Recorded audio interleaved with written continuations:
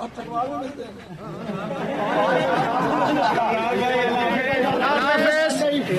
अच्छा वालों की क्या चाहिए गाड़ी अगला भी बोल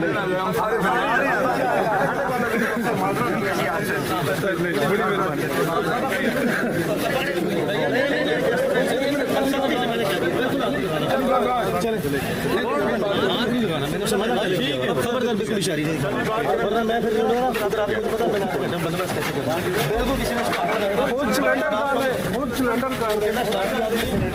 खबरदार